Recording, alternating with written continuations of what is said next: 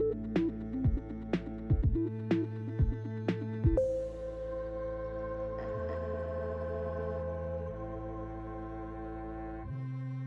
guys, welcome back to releasethecraftin. Priscilla here with another episode of Storycraft. For the month of February, we are telling love stories, and some good, some bad, some just a little bit crazy. So I am really excited to bring to you today the tale of Eros and Psyche, and I'm so excited. We're just gonna jump right into it, okay? So picture it. It's ancient Greece. There is an unnamed king and queen of an unnamed city. It doesn't matter. The point is, this is ancient Greece. Just a little bit after the end of Mycenae, and this king and queen, who I'm just gonna add, the queen never factors into this story ever again. So throw her out of your mind. She's a non-character. She did her part. She gave birth to 3 beautiful daughters. But one of her daughters was literally the prettiest girl of all. Like, in the entire universe, none of these other girls were as pretty as Psyche. And when I say none of these other girls, I mean none of these other mortal girls were as pretty as Psyche. She was so beautiful that people would leave her offerings because they were just stunned by her beauty. And like, I can't even imagine the complex this gave her growing up. She turns out okay in the story, guys, don't worry. It doesn't go to her head, but like, this had to really shake her. Everybody telling her how beautiful she is, random people giving her offerings because she's so beautiful that they think that she's the actual living incarnation of the goddess Aphrodite. Here's the thing. Aphrodite doesn't need a living incarnation because she's doing her thing, right? And the thing that's happening is because all of these mortals are coming around and giving Psyche all these offerings and telling her how beautiful she is, they aren't giving those offerings to the temple of Aphrodite. So she's not only getting the attention, she's getting all the gifts. And if there's one thing I can impart to you in Greek mythology, it's don't leave your daughters unattended around Zeus. But also, never, ever, ever, ever, guys, piss off Aphrodite.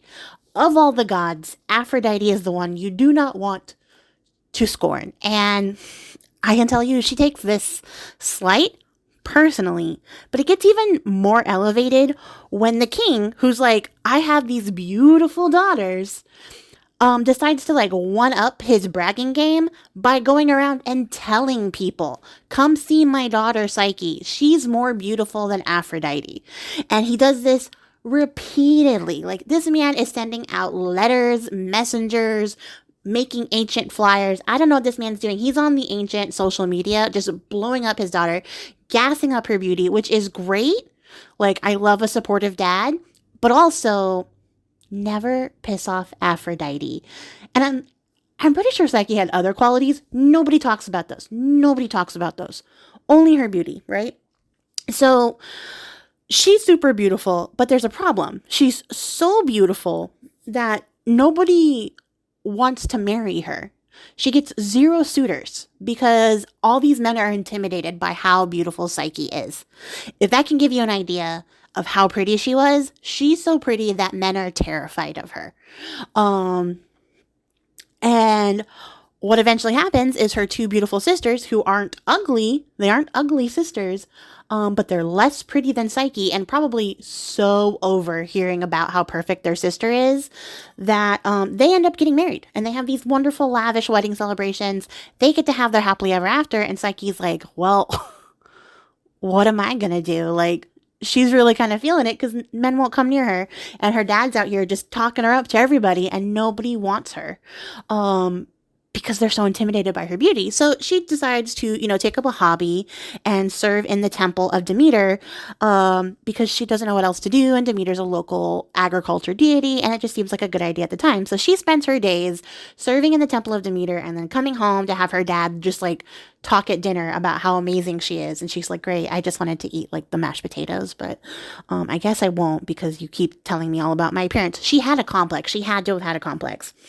But because now, like, it's not just the slight of everyone talking about how beautiful she is, comparing her to Aphrodite, and then giving her all of Aphrodite's offerings, but now her dad is really doing a number by claiming that she's prettier than Aphrodite.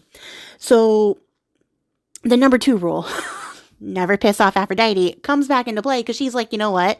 I hate this girl I have never seen. I absolutely loathe her. No one is as pretty as me. That's a given. I'm a goddess. Also the goddess of love and beauty. No one can possibly be more beautiful than I am. So she calls her son Eros, who in some versions of like his myth, Eros is seen as like an ancient sort of chthonic deity, like existing at the primordial time, born of chaos. Like there's chaos and then love is born. But in this version of the story, Eros is serving as the son of Aphrodite and as the embodiment of romantic love and passion and desire. We'll get more into like the specifics of love deities at the end, but I just want to establish that Aphrodite is the goddess of love and beauty. Her son is Eros, her son with Ares, not Hephaestus, her husband. But her son with Ares, Eros, is the god of love as well, in addition to being the god of romantic love, specifically the kind that gears towards passion, and sexual desire. Again, these stories aren't for children. Don't cover their ears. Get them out of the room. What are they doing here? So anyways, she tells Eros, like, hey, this girl is really offending me. This girl, Psyche, like, I can't fucking stand her. So I want you to go down to earth and I want you to make her fall in love with something vile and disgusting. Like, find the grossest person or creature you can find and make her fall in love with them. And Eros, who is a good boy, is like, yeah, okay, mom, no problem. So, you know, he flies down there.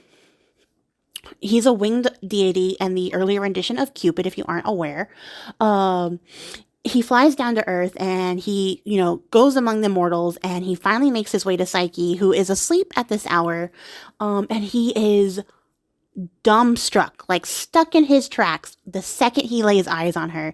He's like, holy shit, she is actually really fucking pretty. Because he's also smart enough not to say prettier than my mom, but I'm pretty sure that's what he was thinking. So he sees her and he is just taken with her beauty, and like he can't even function. And here's where like the story gets a little bit like, depending on which version you're listening to, he either sees her and is so taken with her that he pricks himself with his arrow and is like, I need to double down on this love and also give myself like a reason when my mom asks me why I'm doing the things I'm about to do. I'm going to blame the arrow I poked myself with. So either purposely like pokes himself with the arrow so that he will fall madly in love with Psyche more than he already is, more than the love at first sight, or he gets so stricken by her beauty that when she rolls over, he gets absolutely shook and accidentally sticks himself with the arrow. Either way, he roofies himself or arrows himself. And that just like ups his game, because Eros deals with this really interesting complex where he has decided that love between mortals and gods is impossible. Like, he sees it all the time. He's coming down to earth. He's shooting people with arrows. He's doing his thing. And whenever gods and mortals interact, it goes bad. So he's like, it's impossible. It's never going to work out for me if I try to do this. But I done roofied myself, so now I need to come up with this plan to get her to my castle. I want to marry Psyche. I am in love with her. I think I have an idea on how to make it work. So he like flies off to go make the preparations. And Psyche wakes up being none the wiser that a god was creeping on her in her bedroom, watching her sleep. It's giving Twilight Edward Cullen vibes. I don't like that. We're going to pretend like he wasn't just lurking like a weirdo. He saw her, he left. So, at any rate, Psyche goes about her business, none the wiser. And it gets to the point where her dad's like, I love you and you're clearly my favorite child, and that hasn't caused any problem between you and your siblings whatsoever. I don't foresee this being an issue between you guys in the future, but I will say the difference between you and your siblings, outside of your outstanding beauty, is that you're not married and they are. And as you know, in ancient Greece, the only worth you have as a woman is if you get married. And I can't have my prettiest daughter not married. Like, I need to intervene somehow because I haven't done enough at this point in the story already. So he goes to the oracle at Delphi, who, if you don't know, the oracle at Delphi is the direct link to the gods. It's also ruled by Apollo, which is going to be relevant later. But the oracle tells him that his daughter is going to marry. She's going to marry a horrible winged serpent monster. And so what they need to do is prepare her for her wedding by leaving her on a rocky cliff that faces the sea. And this horrible monster serpent creature is going to take her to be his bride. And this is a case where, like, things may have gotten lost in translation. There's a little bit of telephone going on, or Apollo is at his pettiest because there is a huge, like, mythological feud between Apollo and Eros. And I will get into that in my next story for next week. I'm not going to get into it here. It's a little bit of a doozy. But just know that Apollo has major beef with Eros. So he probably got in on the little communication, a little bit of prophecy there, and was like, hey, instead of saying beautiful winged god of love, could you put in winged monster serpent creature? Just actually spitball. You feel free to ad-lib, just make it horrible, because I hate that guy. And the oracle did exactly what Apollo does. She gets her powers from Apollo, so this is how it worked out. So the king's like, well, I wanted an answer and I got one, and it's horrible.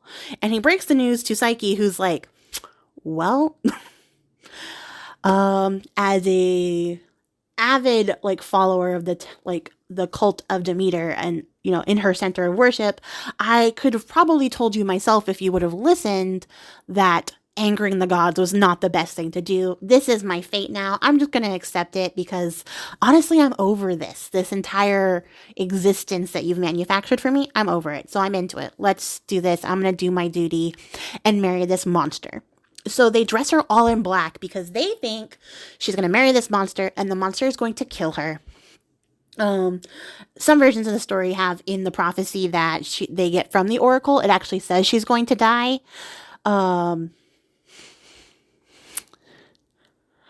I don't know how I feel about that. I feel like it's a little spoilery.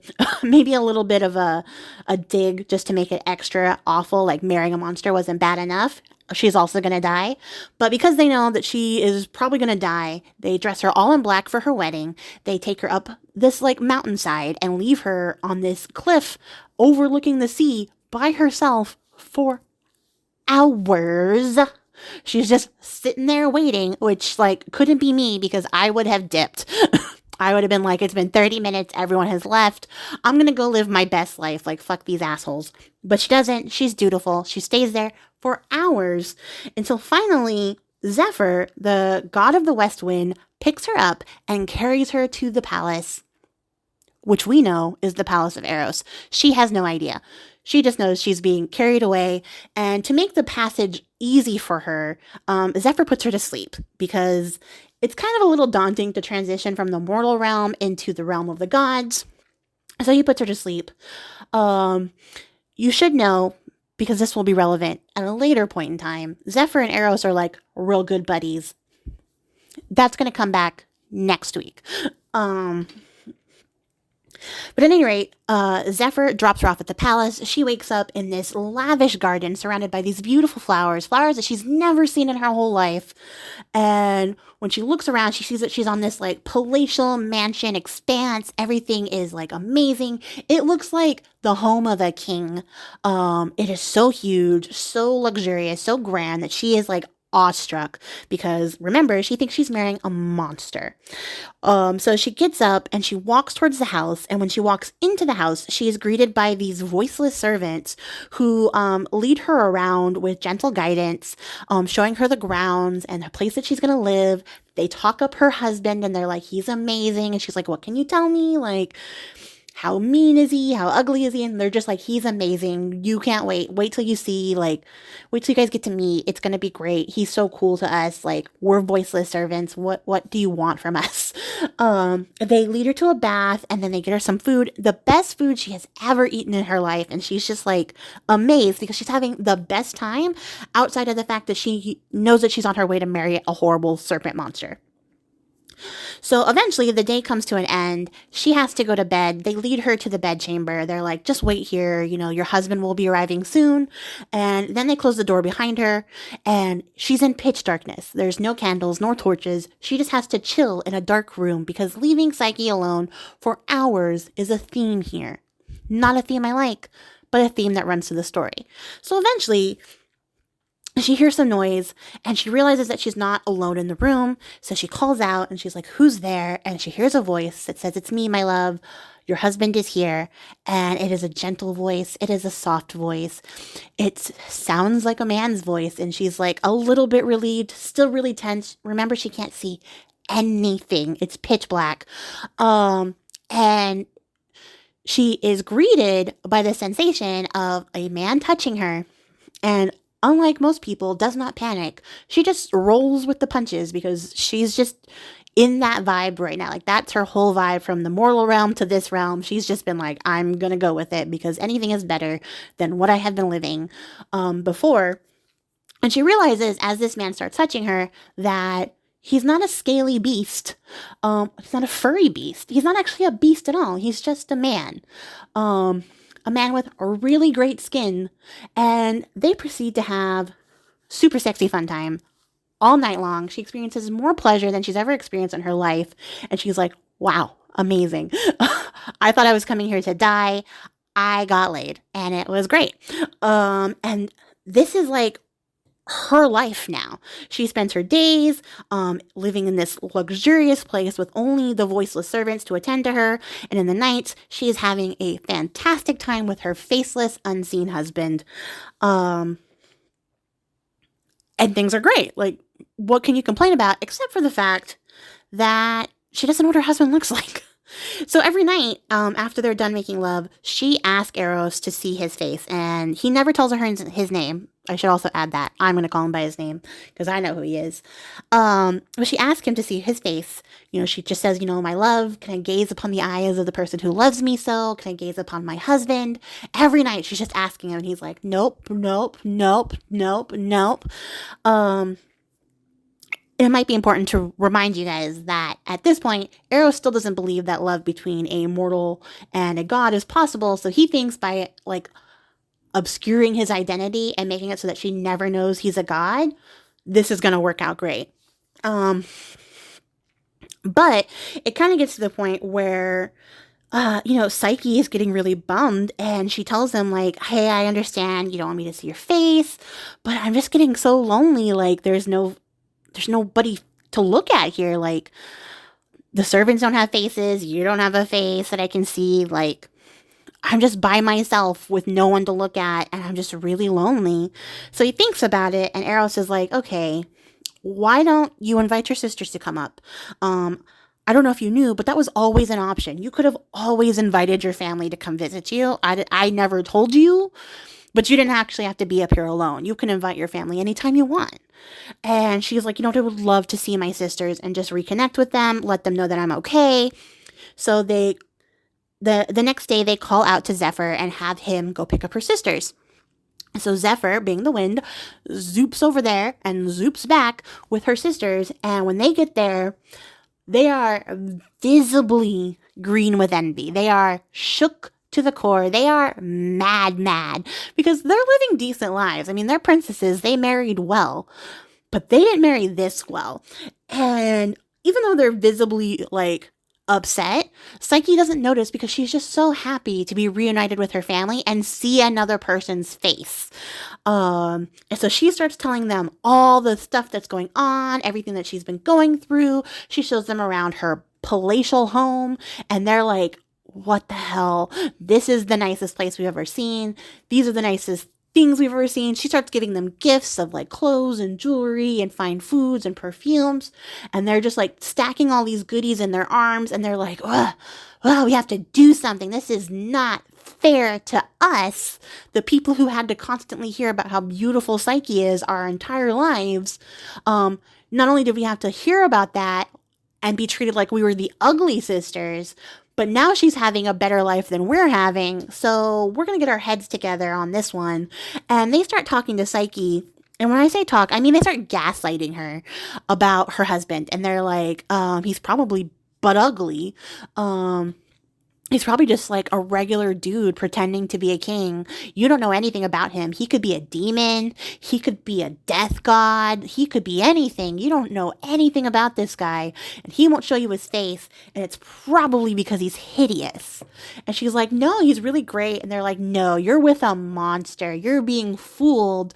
And as long as you continue to let yourself be fooled, he's eventually going to kill you because you don't know what he looks like. He's keeping something secret from you. That's not what real husbands do. And a little bit of this ear talking goes a long way because when they leave, Psyche doesn't feel any better. She doesn't feel relieved to have seen anybody. She doesn't feel like she can just handle another like sexy fun night with her husband. She's just sitting there thinking about it, and thinking about it. And she's like, what if he is actually butt-ass ugly? What if he is lying to me about something? What if my sisters are right? So later on that evening, after her and Eros have their good, happy, fun times together, and he falls asleep, she decides to light a candle and see his face because that's what her sister suggested. They're clearly not jealous, even though it's written all over their faces, and they don't seem to be petty or upset about anything, so she's going to trust them. So she lights the candle, and she gazes upon the face of her husband for the first time, and she is awestruck. This is the most beautiful man in the history of existence. She cannot believe how beautiful her husband is. And when she sees his face, she feels immediately ashamed because she didn't trust him. And she goes to blow out the candle, having sated her curiosity and trying to cover up her shame. And she blows a little bit too hard. So a tiny little drop of wax hits Eros on the shoulder. He wakes up in a panic, understandably, because his arm is being burned by a little droplet of wax. And he sees Psyche with the candle, and he's like, what? You have betrayed me. This is the deepest betrayal any man has ever felt. You looked at my face. And he flies off without another word. And as he's flying away, he yells out to her that love can't exist without trust. And Psyche realizes that somewhere in this message, it's coded, she breaks the code, that he's actually Eros, the god of love. And she's like, damn it. I can't believe myself right now. And she is super upset, super heartbroken, absolutely regretful. And she decides that she's going to seek penance and ask for forgiveness from his mother because Eros doesn't actually have his own temples. To worship Eros, you have to go to the temple of Aphrodite, and you can't go and be like, hey, Eros, talk to me in your mom's house without talking to Aphrodite first. So she goes to the temple of Aphrodite to beg forgiveness, and Aphrodite appears, and she's like, hey, I hate you. I don't know if you know this, but I hate you. So why would I help you? Why would I let you continue to be married to my son? That whole endeavor is ridiculous. Also, you hurt my baby boy, and I am a very protective mother, so no, I don't have to forgive you. I don't want to forgive you. I'm happy that you're miserable. How dare you upset my baby boy, my precious sun, moon, and stars? Like, how dare you? Because if anything, Aphrodite is a very, very protective mother. So she shames Psyche. And Psyche just continues to beg and plead. And finally, Aphrodite's like, all right, if you want to be married to my son, you need to prove yourself worthy. You need to prove that you're a worthy wife to the god of love. So to do that, you need to complete 3 nearly impossible tasks. And what she doesn't tell Psyche is these tasks are specifically designed to harm and damage her beauty in some kind of way. She doesn't say that, but that's exactly what these tasks are designed to do. She sets this whole thing up so she can be like, even if she is able to achieve these, she's going to be wrecked by the end of it. So the first task she gives her is to sort out millions of different seeds that are all mixed together into individual piles. And it would take a mortal an entire lifetime to sort these seeds out. That's how many there are. And it's a ridiculous task. Aphrodite leaves and Psyche is just like, I'm never going to finish this. Like, she's picking out little tiny handfuls of seeds, trying to sort them out. She starts to cry because, this is clearly an impossible task. She's destined to fail. By the time she finishes, she's going to be an old woman. And, she just doesn't know what to do.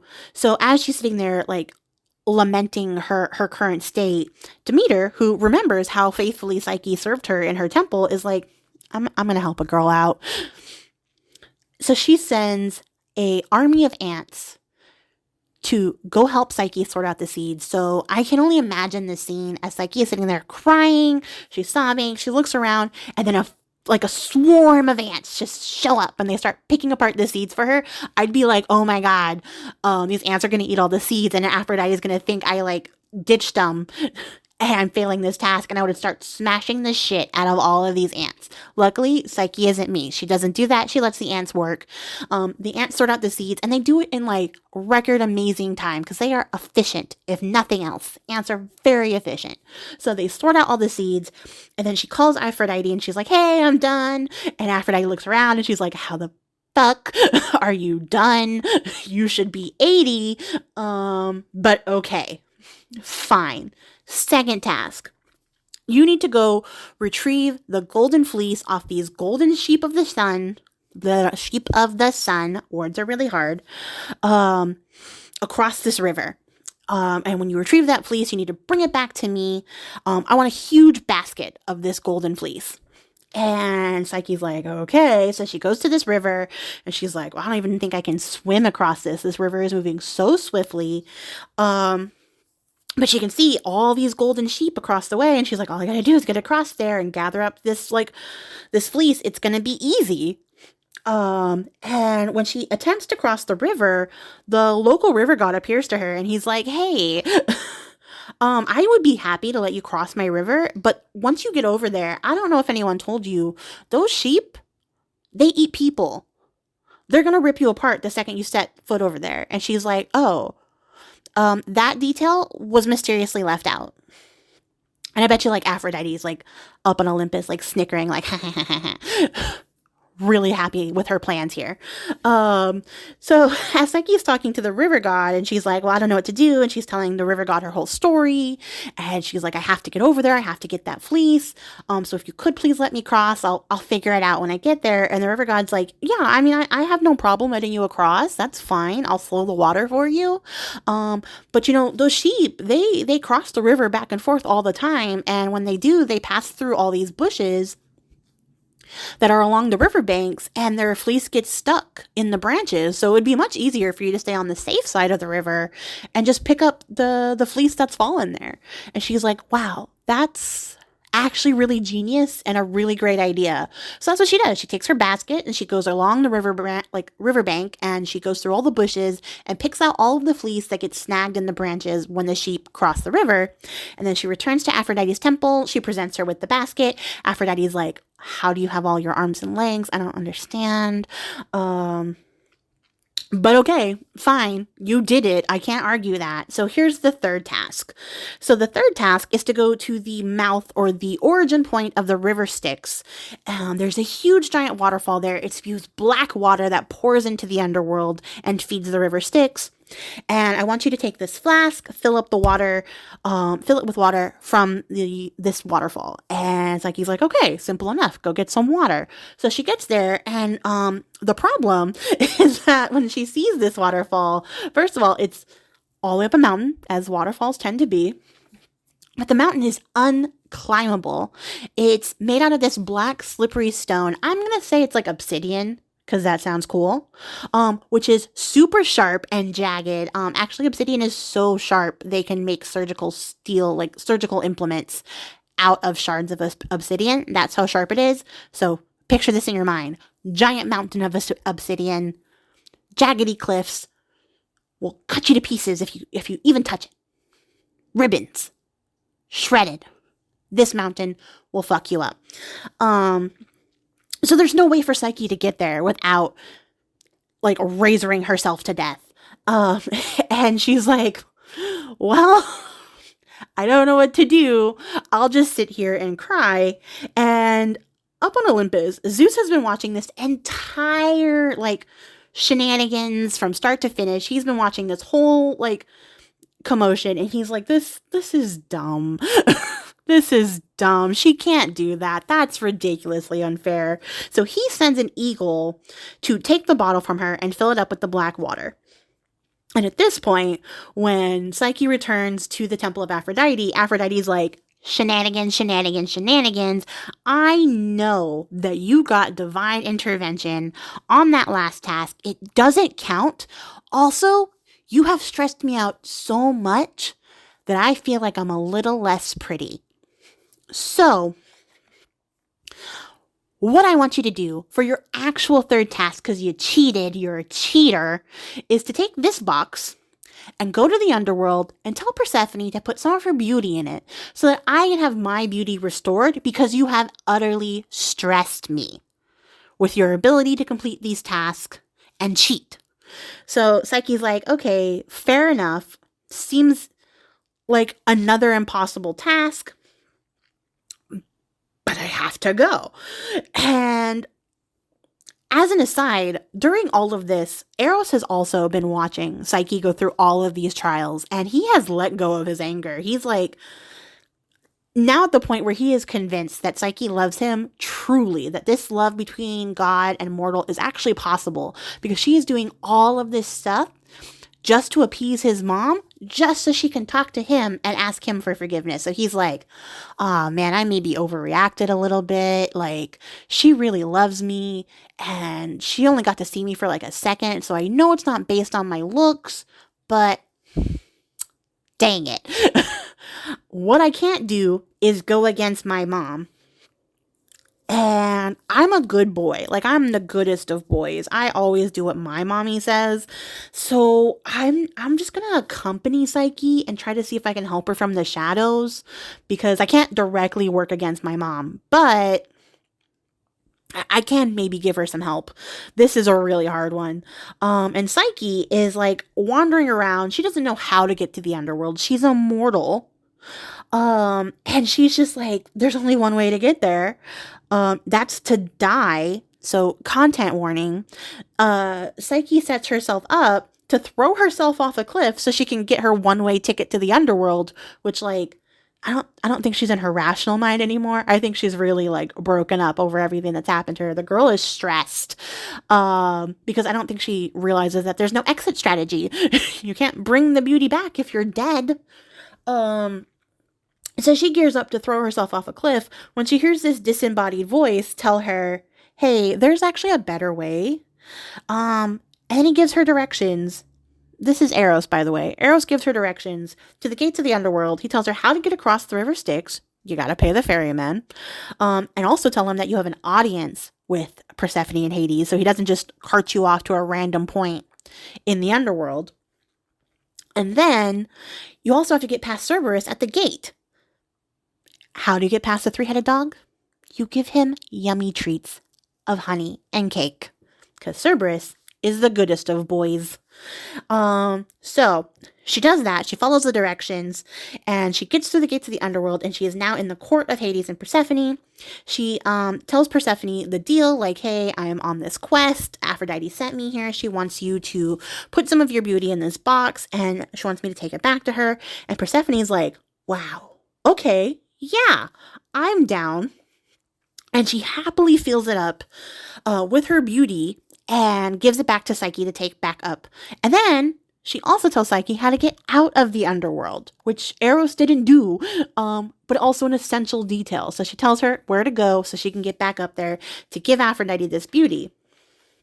And on the way back, Psyche is carrying this box. She's following the directions that she's been given. She's being very dutiful, and she's thinking, like, I can't believe the goddesses can just box up beauty like this. That's kind of crazy. Um, but also, all of these tasks, these obstacles, these little mini side quests that I've been on are really like stressing me out. They've taken a toll on me. I know I don't look my best, so I don't think Aphrodite will notice if I just take a little bit of this beauty out of this box to add to my own, so that when I finally get reunited with my husband, I look like a perfect 10 out of 10. So she opens the box and then falls down dead because it was a trap set up by Aphrodite and facilitated by Persephone, which, not cool, girls, not cool. But yeah, Psyche just dies because it was a poisonous box trap. There was no beauty in the box. And Eros is like, what just happened? Freaks out. And he, takes up Psyche's body and flies it up to Olympus. Important to know as a side note, that during this time, Psyche has been gone from the mortal realm for so long that all the men have forgotten about how beautiful she was. They stopped giving her offerings and started going back to the temple of Aphrodite to give her all of her offerings and stuff back, which sort of completely takes all of the steam out of like Aphrodite's argument, because she's like, oh, everything is exactly how it's supposed to be. I have no problems anymore. So she has totally cooled off by this time. She's even gotten over her rage at Psyche hurting her baby boy because he has recovered as well. But she killed her anyways. So when Eros gets to Olympus, he takes the body of Psyche to Zeus and he begs his grandpapa to intervene. He's probably like, please, grandpapa, could you fix this mess that I started myself by having zero confidence in my relationship with this woman? And Zeus is like, this has been the dumbest saga I have ever witnessed. You guys have had, like, you've made a really entertaining night for me. So of course I would be happy to help, because this is silly. So he gives Psyche some ambrosia and she returns to life. And she doesn't just return to life, she returns or comes into full godhood. So Zeus makes Psyche into a god. And she is now the goddess of the soul. And her and Eros are reunited. Everybody is happy. Aphrodite doesn't care anymore because everyone is paying attention to her like she wanted. And Eros and Psyche go on to live their best life. They have a child, Hedone, or Hedone, I don't know how you pronounce it, but she's the goddess of joy. And that's the end of the story. They live happily forever, ever after because they're immortal and they're gods now. And so Psyche is now the goddess for soul. Psyche is also the word for soul. So that's where that comes from. And what's really interesting about this story is that it's really the tale of the union between soul and love, like love and soul, and how that produces joy, which is a really, really sweet, like, idea of the story, like the journey of the soul that she has to go through, all these trials and things that she has to work for so that she can finally have her love. And at the end, when she gets love, she has joy. I really love that. I think it's a really beautiful version or like message from this story. It is important to note in some versions, Psyche is pregnant the entire time she's running around doing all these tasks. So she was already pregnant with Hedone, or Hedone, I don't know how you say it. Someone who's Greek, correct me, but politely. But she's already pregnant, and she has to do all these tasks, which I'm like, Aphrodite, that's your grandbaby. But she does it anyways, and she succeeds the same way. And I thought this was a little bit of interesting information as I was doing research for this story. The origin of Cupid being like coming from chaos as like a child of chaos, which was like what existed before the earth existed, is a really interesting one because it puts Cupid in a sort of position, or Eros in a position, where he is responsible for the union between Gaia and Uranus, who are the earth and sky respectively. So he sort of is responsible for the creation of earth by putting the earth and the sky together and making them a couple. And in this aspect, he only appears as a chubby winged child. We don't get an adult version of Eros like we do in the more modern Greek version, I guess. It just depends regionally where you're coming from. There's also a version where there's Eros, the primordial deity, and Eros, the son of Aphrodite, and they exist at the same time. That's not confusing at all. But for this version, I chose the adult version of Eros, who is the child of Ares and Aphrodite, and in some versions, Aphrodite and Zeus. Gross.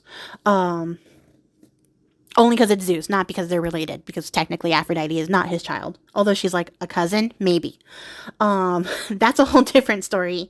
But I also found some interesting things on the fact that the Greeks have a really wide view of love and have like this huge sort of vocabulary associated with it. They sort of classify love not just as like a general umbrella term, but as like individual types of love. And there's even like a pantheon of gods called the Erotes. And they're all winged gods of love, just like Eros. And I'm just going to go through a couple of them really quick for you guys. There's Anteros, the god of requited love, Pothos, and Homeros, who are the gods of sexual longing and sexual desire. Hetelogus, who's the god of sweet talk and flatterers. Hermaphroditus, who has a really interesting legend on their own, and I might do that at a later point. There's Hymenaeus, who is the god of the wedding ceremony. And then they also had some words for love, such as agape, which is the unconditional love, philia, which is love between friends, storge, which is a familial love, ludus, which is like a flirtatious love, pragma, which is a long-term, like a long-lasting love, and then philutia, I'm going to go with philutia, which is the love of self. And it's kind of widely believed that a lot of the Erotes were devised for the sole purpose of taking these sort of concept of love to include in their poetry and writing, rather than be actual deities who had cults of worship. It just sounds nicer to call upon like the idea of this love as a entity, as opposed to just being like, and then they love each other in writing. So that's just like some interesting love stuff. I have talked long enough. I may have to split this audio up into 2 parts because it is so long. So in the future, if you're listening to this and this is part 2, I'm sorry, this took forever. If you're listening to this in the future and it's only 1 part, I'm also sorry, but congratulations, you made it to the end of the story, and I appreciate your faces for that. I hope that you guys enjoyed this story. I am going to have a lot of fun telling some fun love stories this month. I'm really excited for what comes up next. So join me on the next episode of Storycraft. And until next time, guys, happy crafting. Bye!